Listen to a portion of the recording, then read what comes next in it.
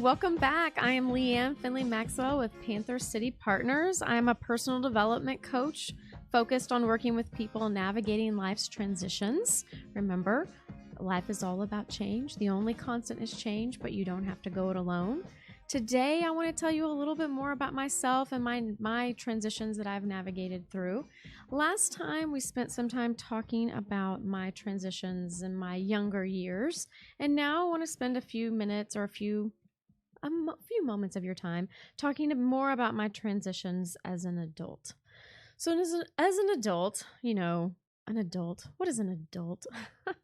I think that's such a funny word because my dad used to always tell me when I was a kid, you're going to love being an adult. Anytime I found something that was difficult. And I find myself saying the same things, or at least thinking the same things with my children and also with my young adult clients. Research shows that our brains don't fully stop developing until we're about 25. But we thrust all of these really adult decisions on people who are much younger than that. So when I talk about being an adult for me, I'm talking about into my late 20s and early 30s and now into my 40s. So an adult to me is someone who's a little bit older, who has a little bit more experience under their belt. Now, that's not to say I didn't have to make really big and important decisions when I was a young adult. But I think as an adult, I have a different frame of reference and a different way to make those decisions. So I wanted to talk a little bit about some of those transitions today and what I've learned from some of those transitions. So when my spouse and I got married, my husband's name is Spencer. When we got married, I was about 27, 28. So I felt like I was a little bit older. My parents had gotten married when they were 19. So the fact that I waited until I was 27, 28 meant that I was a well-seasoned adult by the time I got married. My grandparents, my dad's parents had gotten married when they were 16. So let me tell you, I learned how to spread out the generations. Thank you very much. Which my parents were really happy about. I have to say, they were not the type of parents who were wondering when I was going to get married. They never once asked me that question. So I really appreciate that they never asked me that. But when my husband and I got married, we were living in Fort Worth, and it was great. We loved Fort Worth. We had a cute little house that he had bought before we got married. It was a great house. I actually worked down in Burleson, which is where I grew up. I think I told you all that last time at what used to be my high school, which was a middle school. So we had a good little thing going. But when we got married, we both wanted to move to Austin. We had both gone to school there at the same time, but we did not know each other in college. And he had grown up in the Austin area. So we knew that getting back to Austin was one of the big things that we wanted to do. So we got married in 2005, and by the end of the school year 2007, we were moving back to Austin. We had wonderful friends, great family up here, a wonderful support system. We loved doing all of the fun Fort Worth things, but we just were like, but we've always wanted to move to Austin, so we're just going to move to Austin. So fortunately, my husband worked for a company that had an office in Austin that he had worked at before. So he was able to really easily get a transfer back to that office. We found a house that we really liked and were able to purchase. And so we moved. Now, when we moved, there were two things that made that transition rather difficult. One was that we could not find a buyer for our Fort Worth house. And that was really scary because also I did not find a job immediately. I had been working as a teacher. I have a teaching certificate. And so I had been working as a middle school teacher for 2 years, which was the job that I was looking for. But I was really struggling to find a job when we first moved down there. So here we are. We moved to Austin. We get a great house, which is actually in Austin, not in a suburb, which we would have to move to now because I don't think we could afford to live in Austin.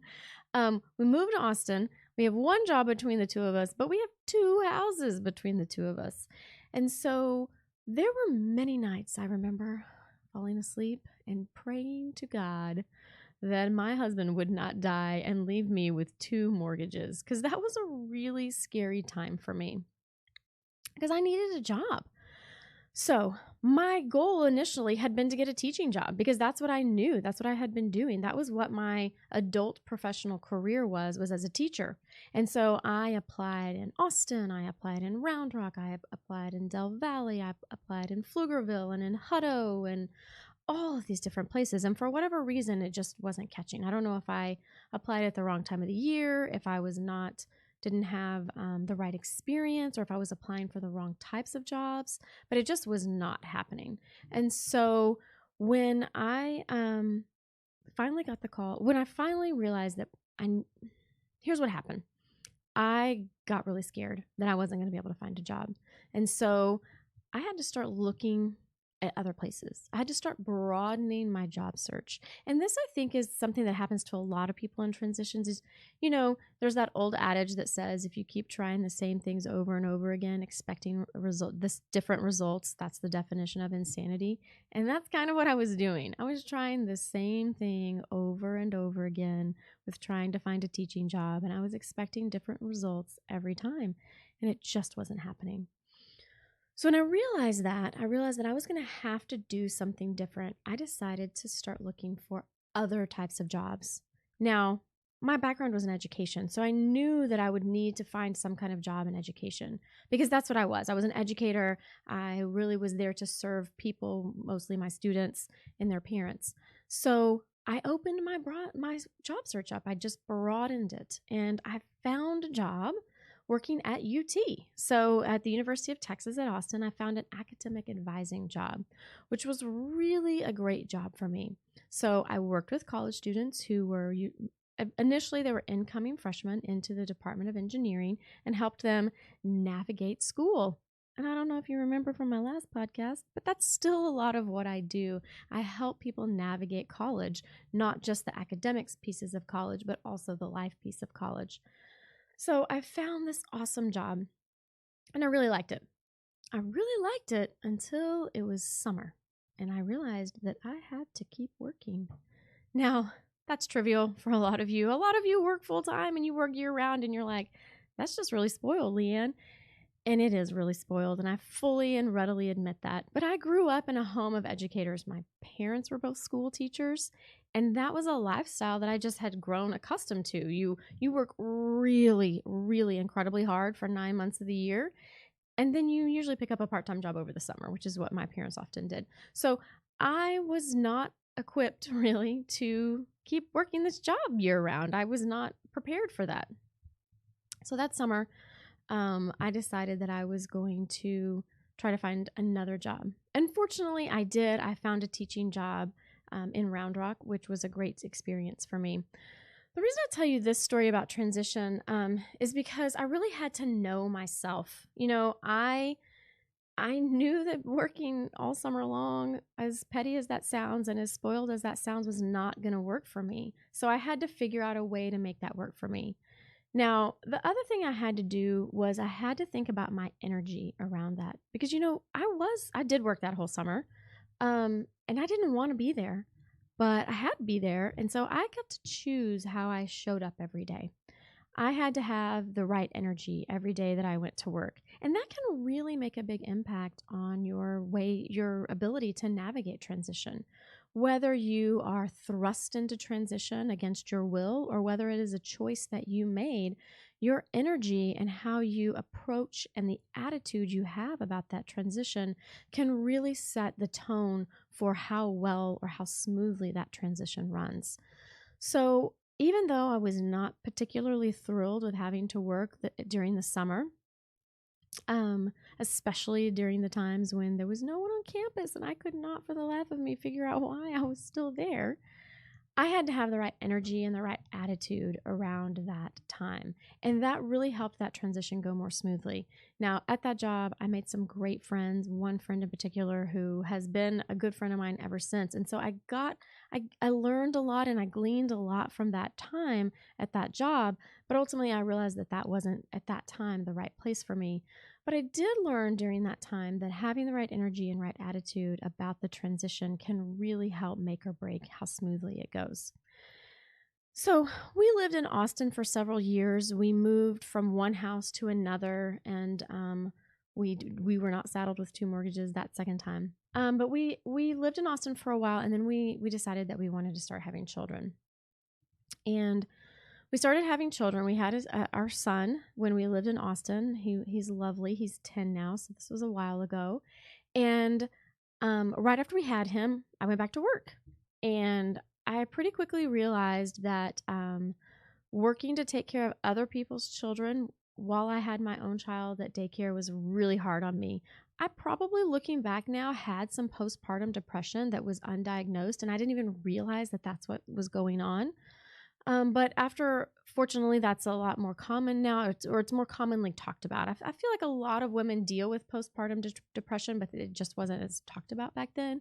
And it's a lot more mainstream now, thanks to people like Chrissy Teigen, who has talked about postpartum depression and has really put it out there to say, hey, this is something that a lot of us experience.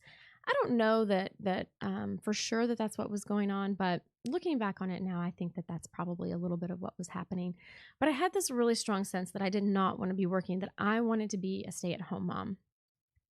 Well, living in Austin, that just was not feasible for us, for me to stay at home and for us to continue to be able to pay our mortgage. So again, fortunately, my husband is really awesome and flexible. I've told you all that. With these transitions of mine, we decided that we would move back to the Fort Worth area. Now, this was a pretty big deal for us because he was kind of coming into his own in his position at the company that he works at. And I had a great job. I mean, I was teaching middle school theater, which if you're going to teach in middle school, the theater classroom is a great place to be because there's so much drama in middle school. You might as well just like lean into it and really go where the drama is happening and just teach theater. And I liked my job. I liked my coworkers, and we had some great friends. But it felt like that, and we had family around. My husband's family was in the area, but it really just felt like if we wanted to do this thing where I stayed home, that we would have to go do it in a different place. And so we started looking around for jobs. Now, I mean, not for jobs, for a home, because my husband's office, again, the company was awesome to let him transfer back to the Fort Worth office. So we started looking for homes, and looking for homes turned out to be a pretty interesting comedy. We found this realtor through some friends, and I cannot remember his name, but let's just say I would not use him again. We had initially wanted to live in Fort Worth, but we realized pretty quickly that if we were going to just be on one salary, we were probably not going to be able to afford that. And even now, looking back, I really feel like we should have rented, but that's a story for another time. My husband was really into owning. So we got this realtor, and so we went on this series of terrible, I call them blind dates, but they were blind dates with houses. And we were shown some of the most ridiculous houses.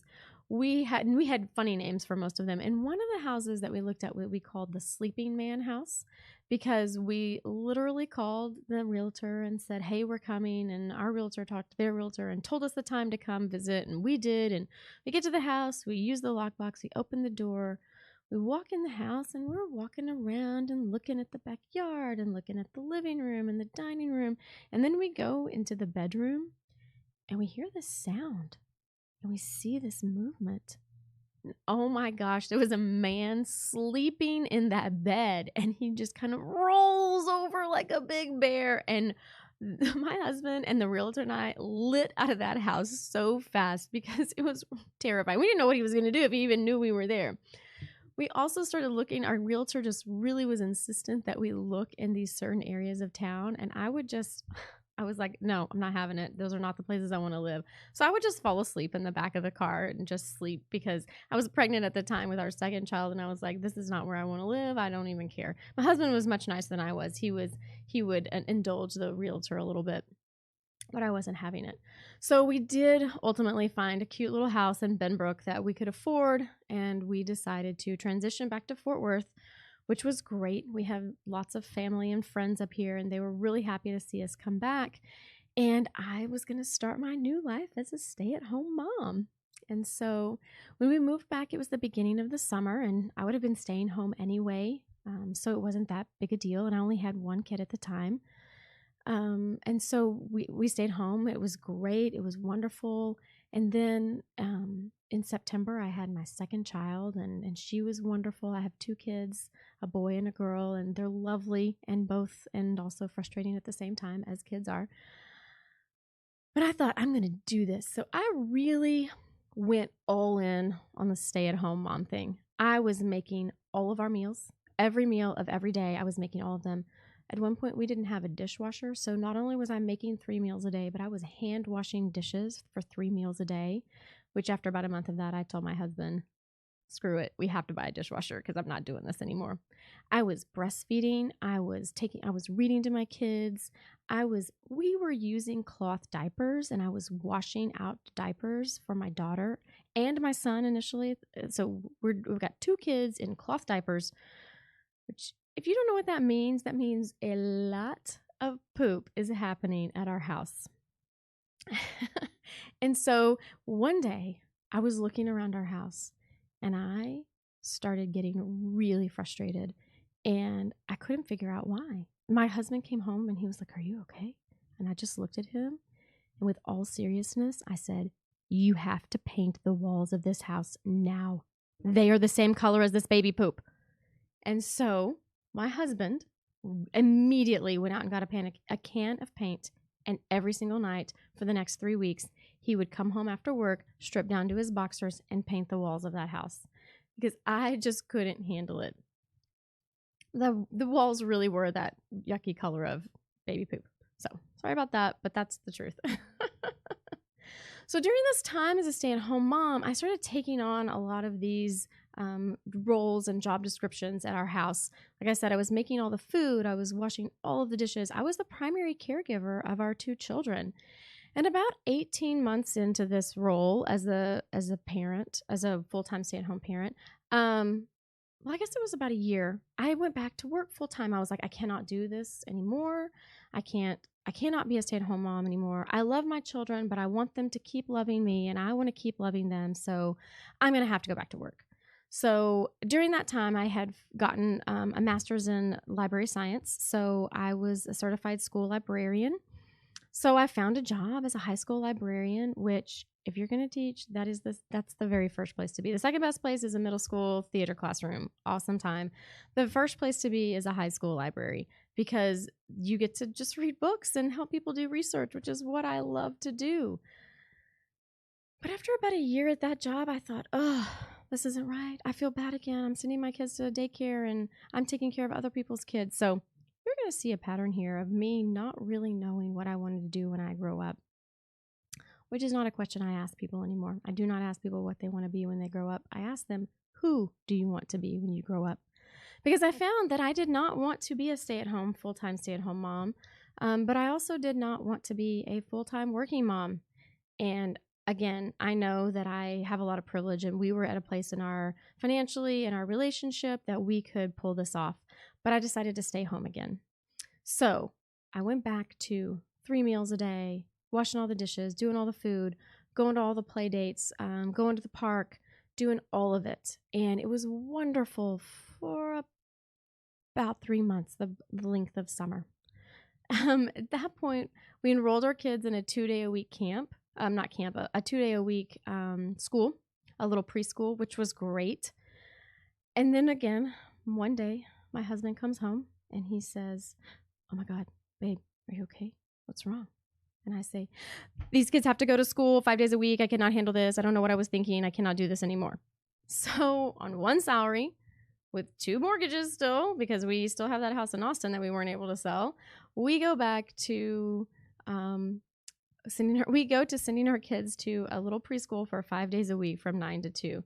And at that time, I finally kind of got like, oh, I can do this. I can be a stay-at-home mom as long as there are no children around, which seems really funny. But when they weren't there, I was able to get all that stuff done that I needed to get done. But I was really during this time, I learned that I really had to laugh at myself, and I had to laugh about this transition because here I was, a young mom with really young kids. I had 2 kids under 2. My kids are only 17 months apart, so by the time they started going to this preschool, they were 3 and 18 months old. So it was a really scary time for me, not knowing who I was or what I was or how to parent or how to be this mom thing and how to be this stay-at-home mom thing. But But I had to laugh at myself a lot because in a lot of marriages and in a lot of partnerships, that work, don't work, work, don't work would not have gone over very well. And fortunately, my husband was able to go with the flow, number one, but we were also able to laugh about that time, even in the middle of it, because it was really silly that I just could not make up my mind. And again, I know I was very fortunate that I didn't have to stick to one or the other. But it was nice to be able to realize that having a sense of humor during that time was really helpful. So I'm going to tell you one story about having a sense of humor with children, because my husband didn't always get it that I didn't like being a stay-at-home mom. He thought, oh, it must be so nice to be at home all day with the kids. And so I was finishing up my master's in library science, and I was going to UNT in Denton, and I had to go up there a couple of times a year for like a 3-day class. And so it was a weekend, and he was going to take care of the kids by himself all day on a Saturday and Sunday. And it was really the first time that he had done that without me around. And he's like, I got this, babe. Don't worry. So on Saturday, I get up, I grab my breast pump, and I make my way up to Denton. I spend the whole day. It was a great day. I learned a lot, but also it was just nice to kind of get to be me for a little while without having to be a mom. And I get home, and my husband's like, oh, that was easy. That was a great day. I don't know what your problem is. And I just said, okay, babe, that sounds good. I'll see you tomorrow. And then we went to sleep, and I got up early again the next morning, grabbed my breast pump, went back up to Denton, and did my whole day. And then as I'm driving home, I call my husband to say, hey, babe, I'm on my way home. And he has a really nervous sound or a nervous laugh. And he says, okay, well, okay, I need to tell you something, and I could tell you now, or I could wait and tell you when you get home. And I was like, well, why don't you just tell me now? He said, okay, so I made dinner for the kids, and then after it was over, I was in the kitchen doing the dishes. In our kitchen, you could not see our living room. The kids were in the living room. Now, mind you, my daughter is not even a year old yet, so my son's barely 2. And he says, well, I noticed they were really quiet, and I came around the corner, and I looked down at our daughter, and I noticed she had these little pellets in her hands. And I didn't know what they were. And then I looked over at our son, and I realized that he had stuck his hand up in his diaper and pulled some stuff out. And our daughter had this stuff in her hands, and she had put it in her mouth. And I cracked up laughing. He goes, oh my God, our daughter was eating poop and you're laughing about it? And I just said, honey, I could either laugh or I could be really angry, but it's so much funnier to me that you realize that being a stay-at-home mom is a really big job, and it's hard to do. Being a stay-at-home parent is constant vigilance, as Moody would say from Harry Potter books. So that was a time where we learned that during these times of transition, having a sense of humor about what you're going through, about what your spouse is dealing with, about how you navigate your children's lives can really be helpful, because it's going to help release that tension and help make things a little less serious. Don't worry, my daughter's fine. We got it all cleaned up. Everybody's good. We all laugh about it now, but I was the only one laughing about it that day because it was hilarious to me. So the next big transition I want to talk to you about is after I worked for a little while full time, I stayed home again, and then I couldn't decide what I wanted to do. And I found a really great part-time job, and it was a really, really good job. And I learned a lot at that job. I went back to being an academic advisor, which is what I had done at UT when we first moved to Austin. And I had a great population of students, and I had wonderful coworkers who I still really enjoy those coworkers. But what I was doing with the students, I realized was not really academic advising. I wasn't just helping students navigate their college classes.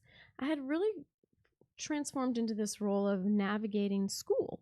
And I don't just mean by navigating school, and navigating classes and navigating school are two different things. Navigating classes is knowing what the course catalog says and knowing what your degree plan says and picking the correct classes. But navigating school is much more about not just study skills, but how to access resources, how to use your time wisely, how to be responsible for yourself. It's really a lot of these executive functioning skills that some kids have when they get to college. Some kids they're emerging when they get to college, and some kids just don't have these skills when they get to college.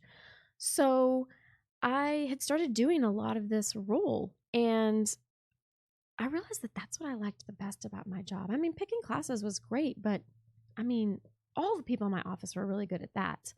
But this academic coaching role that I had taken on at that job, that's really what I enjoyed doing. So, again, my husband comes home from work one day and he says, "What's going on, babe?" And I say to him, I think I want to quit my job and open my own business.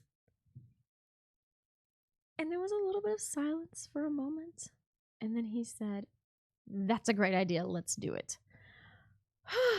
Oh my gosh, what a relief to know that I had this support, but also what a relief to know that I knew myself well enough. And I think that that's the other big takeaway that I want you to hear today is that you know yourself. You are the expert in you. You know, I'm really fortunate that my husband was so supportive, but he didn't know my mind and he didn't know my heart until I told it to him. And when I had to say those things out loud to him, it wasn't just that I was telling him what I felt and what I thought.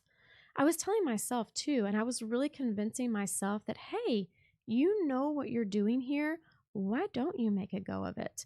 So I want you to realize that you know yourself the best. So when it's time for you to make a big decision, a big choice, a big transition, realize that you do know yourself really well. You're the expert in you. Now, it doesn't always feel like it. So you might have to take a step back, like we talked about last time. You have to take a step back and think about, what do I know? Now, I didn't know anything about the business side, and I've had to learn a lot over the last 5 years. But what I did know was that the content that I was sharing with my students and my skills as a teacher, but also as a student, were really giving me an edge that other people didn't have. So I found this little niche market where I could work as an academic coach with a group of students, and it's gone really well, and I really, really love what I do. Now, as I'm transitioning into working with not just students, but also emerging adults and maybe parents, I'm realizing that I have all of those skills within me too, because those are all areas of life and transitions that I have already navigated. Now, every navigation and every journey, every transition is different. How I dealt with my emerging adulthood is not the same as how some of my current clients are going to deal with it. But as I talked about before, the mere fact that they know that I have dealt with that I have done these things, that there are other people out there who have gone through these transitions, really helps them to feel not alone. So my big takeaways today are that you have to think about your energy around a transition. Whether it's a chosen transition or a forced transition, you get to decide how you show up to those transitions. You get to decide how you navigate those transitions. You know, if you want it to go smoothly, you can choose a positive attitude and things can go fairly well. If things don't go well, maybe take a moment and step back and say, hey, what's my energy around this? Could I make a change there? Would that make this transition go more smoothly? The second big takeaway is have a sense of humor. You really have to be able to laugh at yourself. You have to be able to laugh about the trials and the tribulations that are apparent and come up in every single transition that you have. Whether it's a small one or a large one, there's going to be things that are stressful. And if you can take a moment to laugh about those things, you really are going to relieve that tension and you're going to open yourself up to new possibilities. And finally, I want you to know yourself. You are the expert in your own life. And yeah, there might be people around you that can help coach you or help talk you through a trying situation or a transition, but you have to trust that you know yourself. You are the expert in you. And even if you have to make a quick decision, know that you're making that quick decision with the weight of all of your knowledge and all of your experience and all of your skills behind it. So know yourself. I want to say thank you again for your time today. I really enjoyed talking about these things. I do this with people on a one-on-one basis too. And so if you are so interested, please, please, please, if you like this podcast, if you like what I have to say, please follow me on Instagram at Panther City Partners. Like, share, comments, do all of those wonderful things so that people can get to know about this. But also, if you have a transition that you're going through that you're interested in talking about a little bit more, slide on into the DMs there and let me know if you want to talk about this further. Remember, these skills that we're talking about here about transitions are not going to just help you in your personal life and your professional life, but they're going to help you in your relational life too. And that is really important to me, that we understand that we can be there for each other, that we're not alone. Remember too that I have a website, panthercitypartners.com. Please go there if you want to know more information about what I do or how you can get in touch with me. I really would like to talk with you and hear what you have to say about the transitions in your life. Everyone has their own story of transition and change, and these are just a few of mine. So thank you so much for taking some time and listening and sharing in these stories. I'm Leann Findley Maxwell with Panther City Partners. Please join us again next week for more stories of change and transition Fort Worth style. Remember, the only constant is change, but you don't have to go it alone.